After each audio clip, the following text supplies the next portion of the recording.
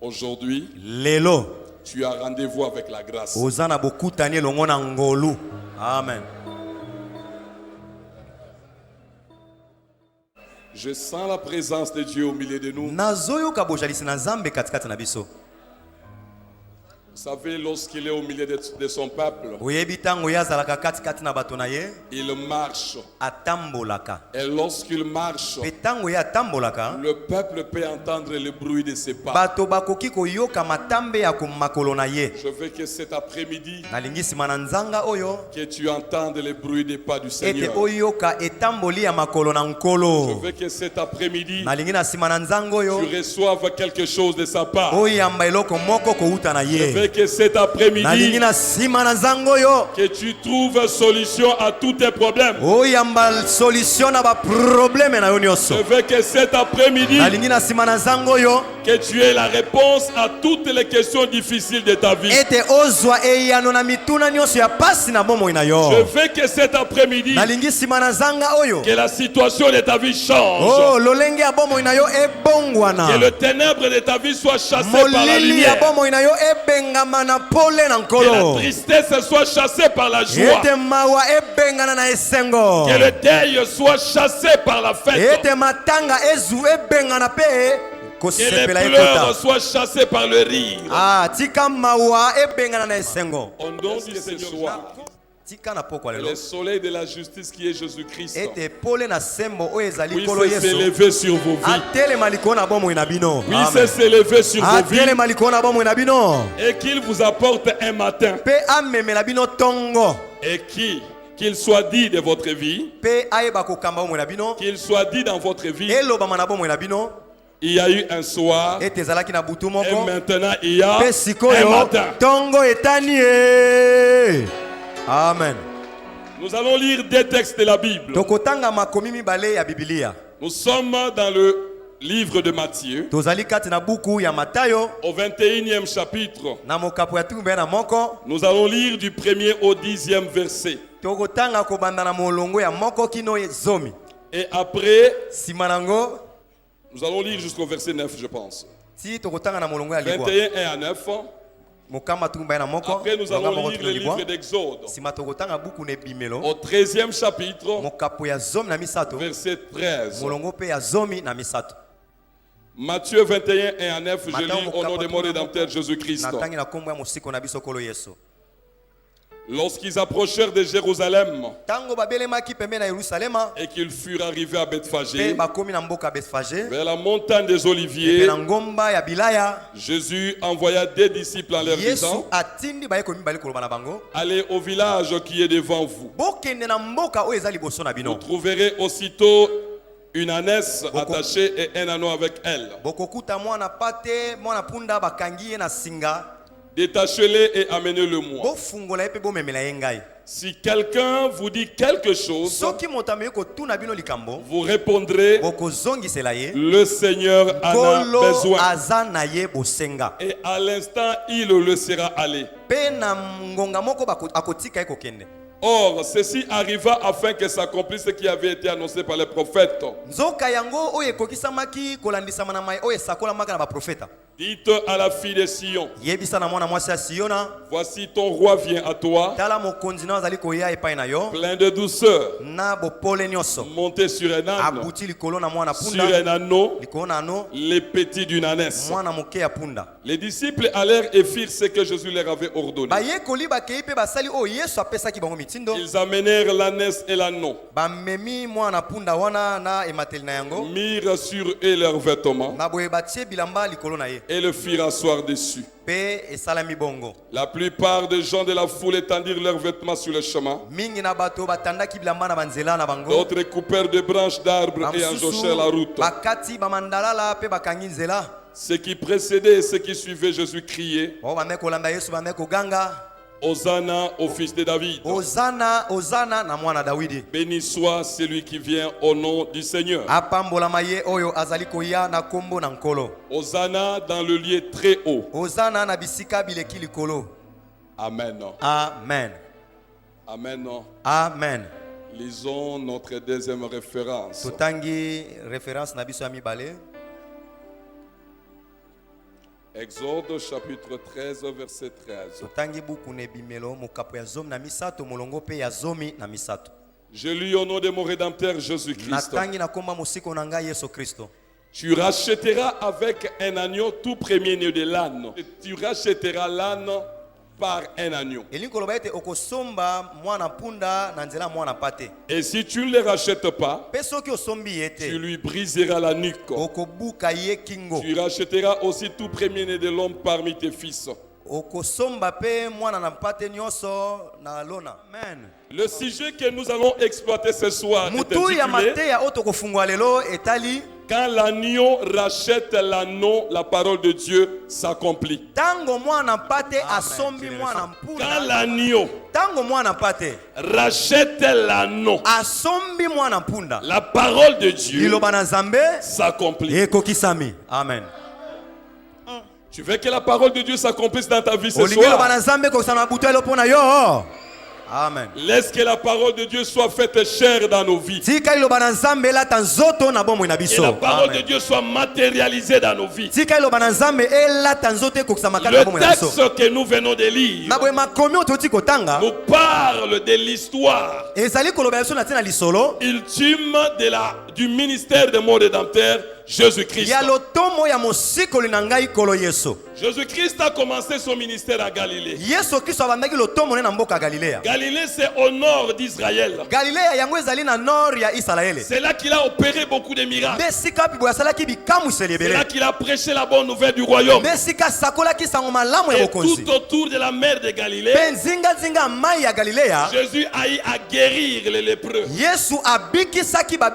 a fait marcher les paralytiques. Il a donné le recouvrement de la vue aux aveugles.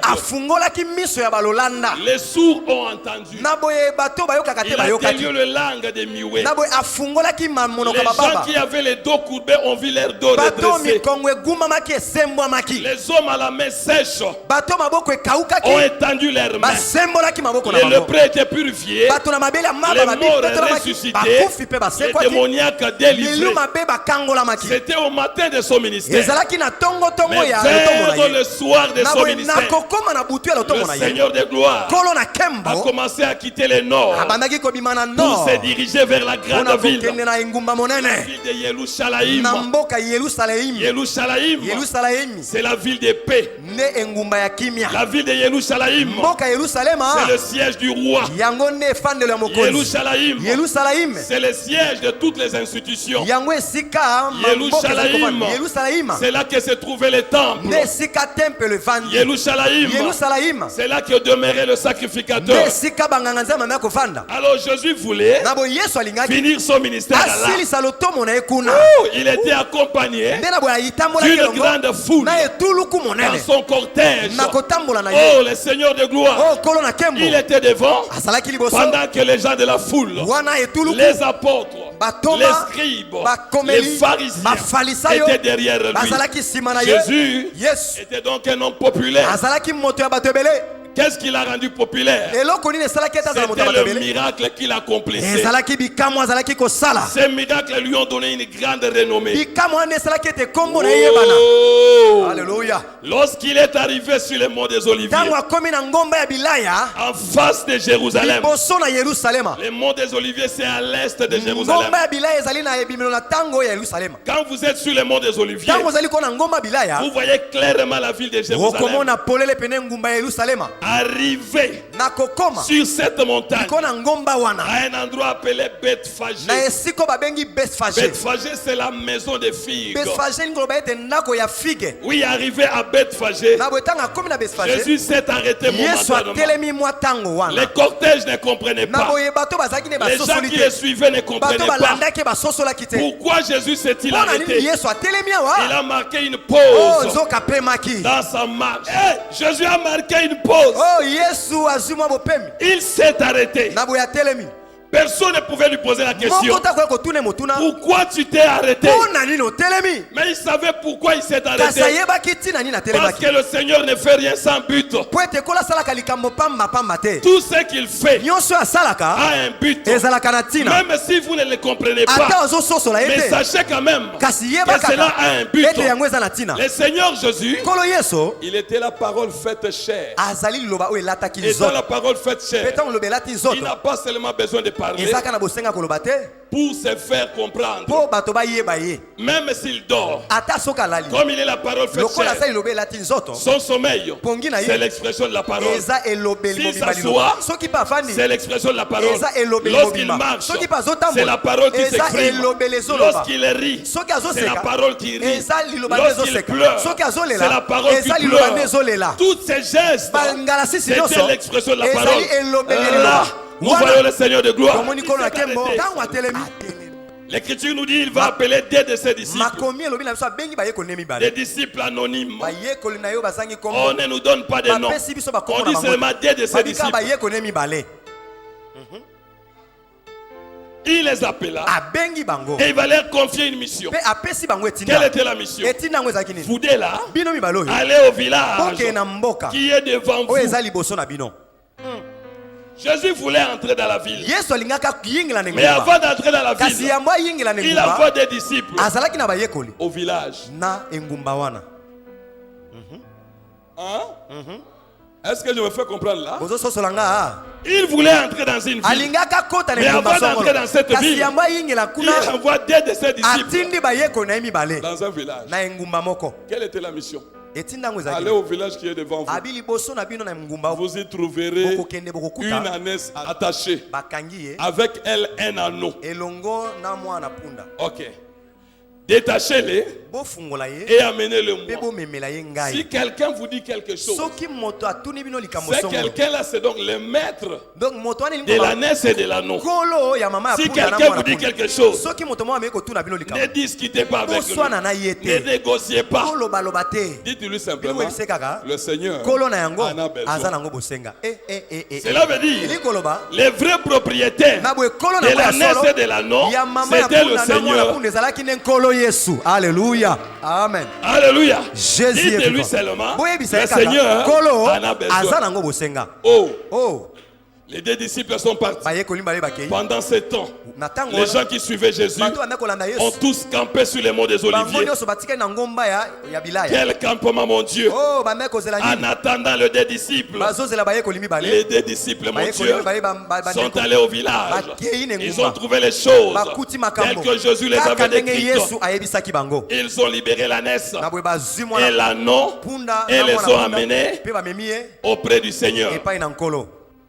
Arrivé devant le Seigneur, les gens ont commencé à jeter leurs vêtements sur l'anneau. Et on a fait monter Jésus sur l'anneau. Là, la marche va continuer maintenant. C'était la fin du campement. Ils ont levé le camp. C'était maintenant l'entrée triomphale, officielle et solennelle dans la ville de Jérusalem. Et les gens ont chanté Hosanna au fils de David. Hosanna signifie sauve donc. Sauve donc. C'est ça la signification d'Hosanna. Hosanna fils de David. C'est ça notre récit. Est-ce que tout le monde peut attacher sa ceinture? On peut maintenant décoller. Bon voyage. Merci.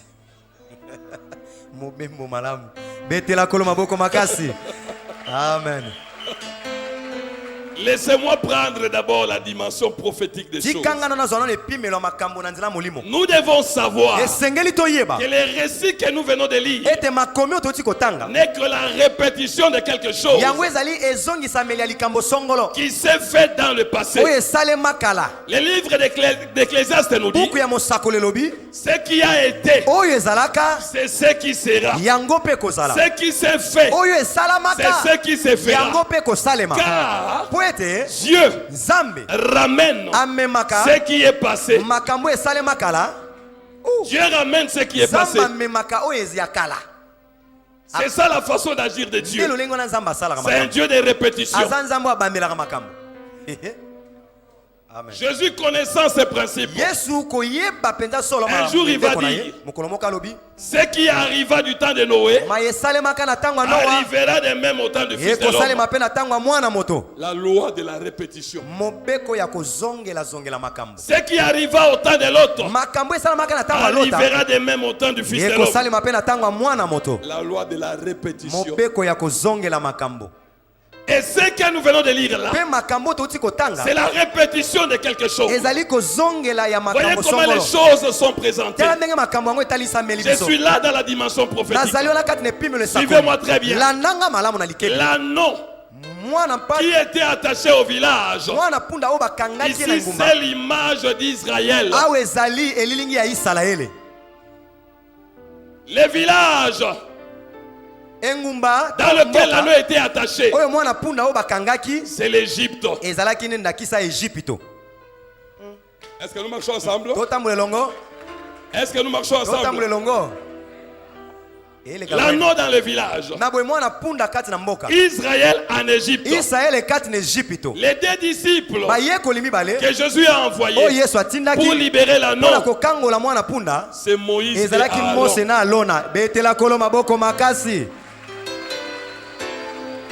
Gloire soit rendue à notre Dieu. C'est Moïse et Aaron que Dieu a envoyé pour libérer l'anneau.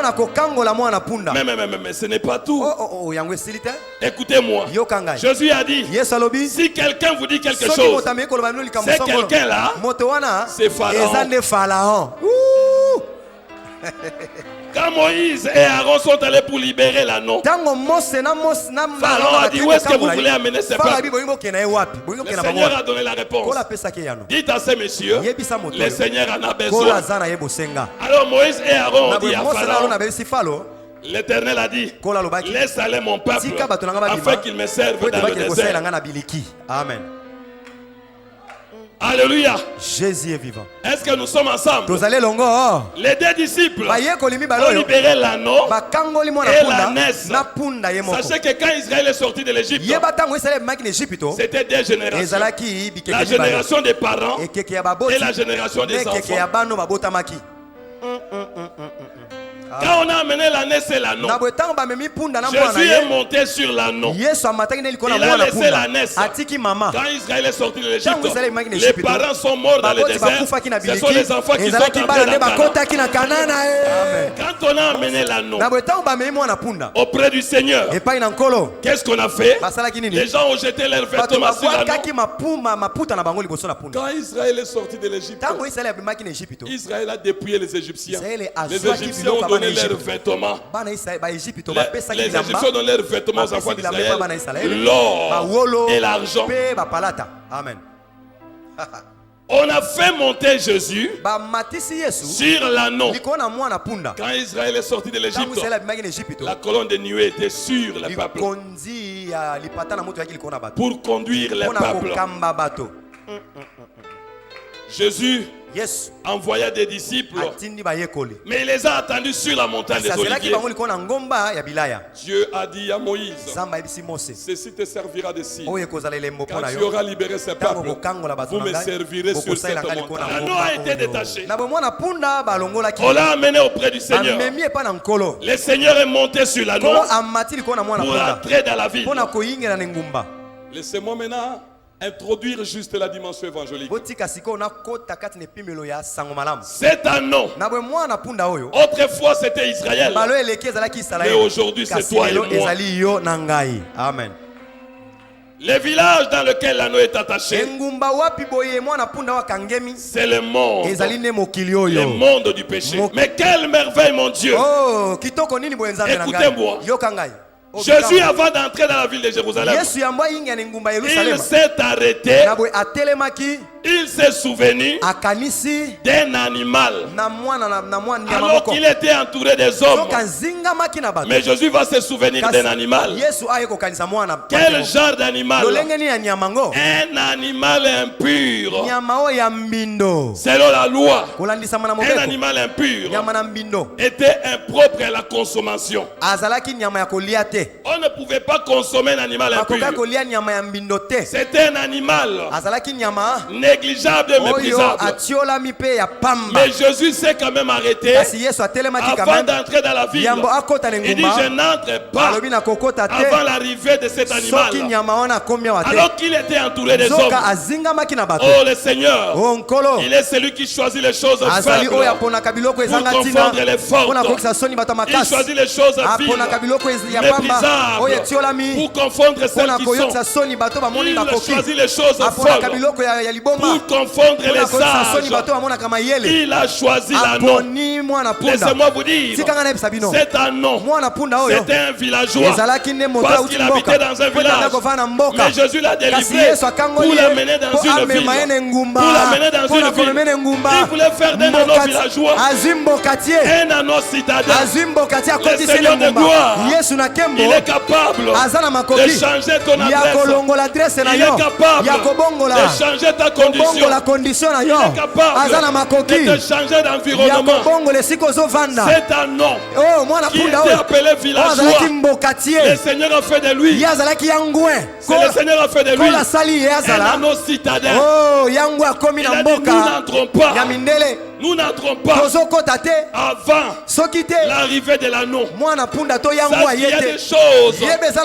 Il y a des choses que le Seigneur retarde. Il t'attend. Il t'attend.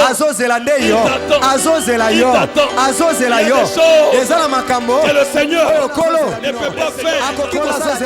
Est-ce que je parle à quelqu'un? Est-ce que je parle à quelqu'un? Est-ce que je parle à quelqu'un? Le Seigneur vous attend. Le Seigneur vous attend. Pendant ce temps, l'anneau ne comprenait rien. Mais pendant ce temps, le Seigneur l'attendait. Le Seigneur l'attendait. Le Seigneur t'attend. Le Seigneur t'attend. Le Seigneur t'attend. Il attendait l'anneau pourquoi? Pour l'amener dans la gloire. Pour l'amener dans la gloire. Pour l'amener dans la gloire. Dieu veut t'amener dans la gloire. Dieu veut t'amener dans la gloire.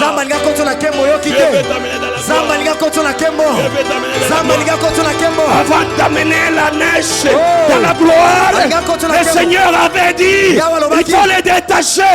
Détachez-les d'abord avant d'entrer dans la gloire. Le plan de Dieu, c'est la délivrance. Avant que Dieu entre dans la délivrance, il faut qu'ils soient détachés. Le plan de Dieu.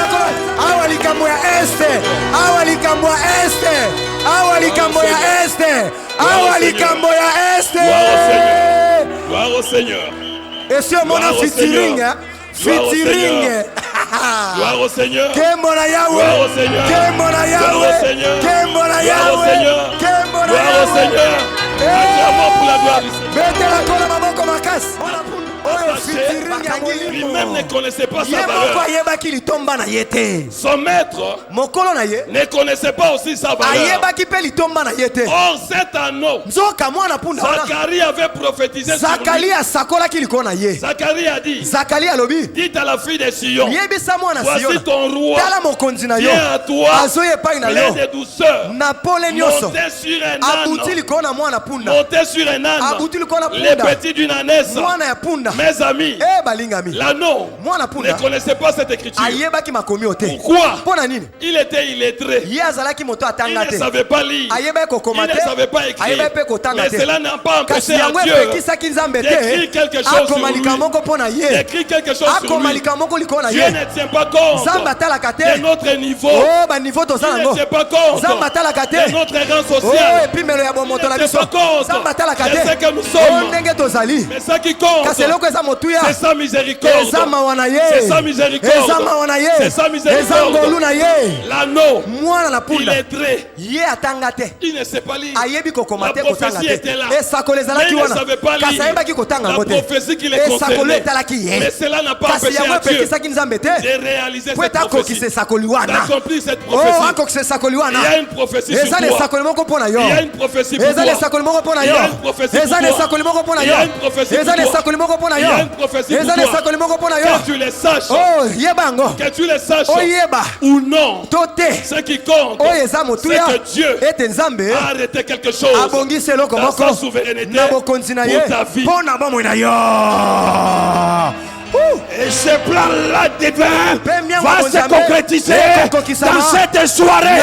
Tel que tu es venu ici, tu ne vas pas rentrer tel que tu es entré ici. Car la puissance de Dieu va descendre.